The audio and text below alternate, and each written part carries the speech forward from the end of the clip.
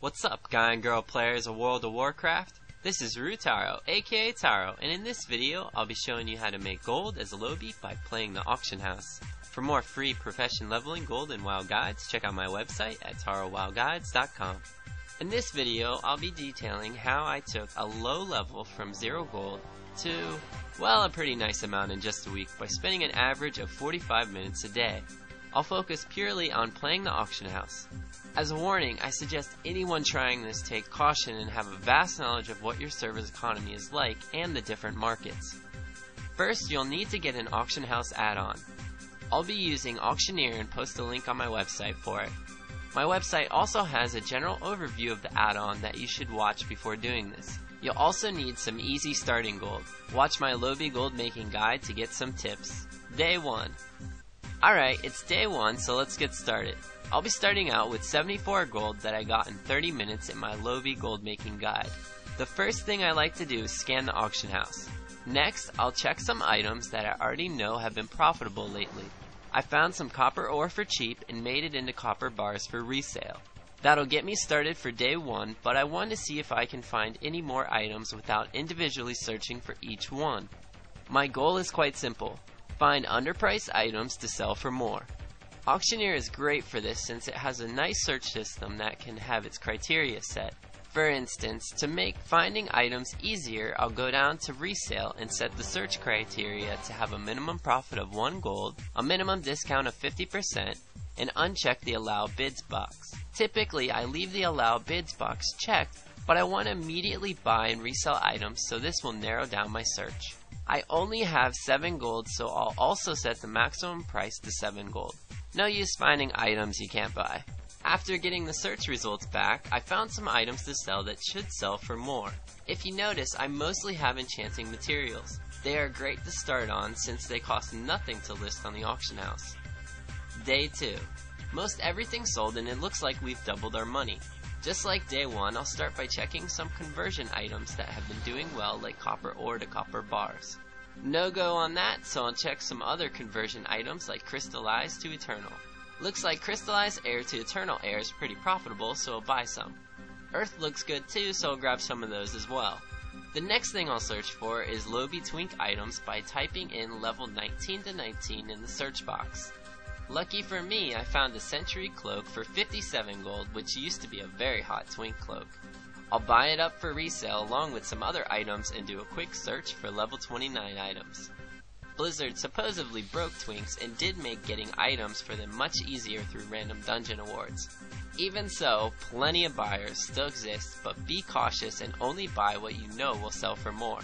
I'll finish up the day by listing the Eternals, Lowbie items, and the Twink Century Cloak. Day 3. Okay, it's day 3 and a lot of items sold, so let's see what we got. Looks like the Century Cloak sold and combined with other sold items netted 240 gold. I still have a lot of items on the auction house, so not bad at all. I'll do the same as yesterday and search for crystallized items to convert to Eternals, some Twink and Lowbie items, as well as some other hot selling items like Frost Lotus. The key to making gold by playing the auction house is getting rid of what you buy quickly. Try not to hold on to anything unless there is a good reason, like a new patch is coming and the items will increase exponentially. If you don't have gold to buy items when things are cheap, you'll lose out. So I found some Frost Lotus for decently cheap, and since there is hardly any competition, this is the perfect time to turn a decent profit. Day 4. So it's day 4 and I figured I'd go crazy and bid on tons of items using Auctioneer's resale search. I'm pretty much looking for anything that is dirt cheap to resell for more. You should be careful doing this though, as some items are completely retarded and will show an insane profit even though you'd never be able to get it. Once again, know the market and your server's economy. If you do screw up, don't worry too much, as every loss is a lesson learned that will help prevent making the same mistake. Plus, who cares? It's just play money in a video game. Day 5. Nothing too special on day 5. I used the same techniques as yesterday and reposted any unsold items and items won on bid. Day 6. I logged in Tuesday early morning just before servers were going down for maintenance. I was doing my normal search routine and was able to find a once very popular twink staff, Twisted Chanter staff. The bid was 71 silver and with a listing time of less than 12 hours left. After maintenance, I logged in to find I won the item and flipped it for a net profit of 123 gold. Maintenance can be the biggest chance for winning items for cheap as hell with a bid.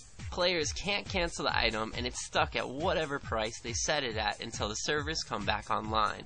This is why I strongly suggest watching what bid you set for an item. I was gonna message them and give them some gold, but Auctioneer didn't register their name for some reason, so oh well. Day 7. It's day 7 and the last day I'll be listing or buying items. I once again do a typical search for copper ore, enchanting materials, eternals, twink items, and any other frequently bought items. Since my cash flow is much higher, I stay away from Lowbie items and anything that won't make more than a few gold profit per item. Collection Day. Alright, it's collection day and I was really psyched to see what the week's earnings would be.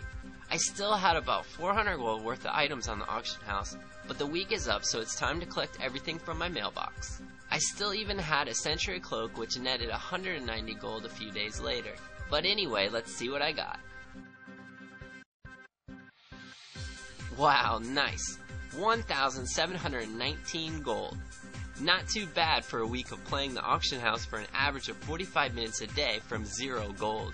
Items that really stuck out were some proto-hide leggings I found for 150 gold and sold for 500 gold, some Frost Lotus, copper bars, Eternals, Century Cloak, Twisted Chanter staff, random gems, and glyph books. I'll list a lot more details on my website at tarowowguides.com. On a final note, there are tons and tons more items and techniques that can be focused on, so try the ones you have the most knowledge of. This is really something you can do at level 5 or level 80. Just take the basic concepts you've learned in the video and apply them to a bigger scale. Playing the auction house can be similar to gambling if you don't do any research and blindly trust add-ons. Focus on a market you know, and if you end up losing gold, brush it off and learn from the experience. Hell, gold is just some pixels on your computer screen in a video game.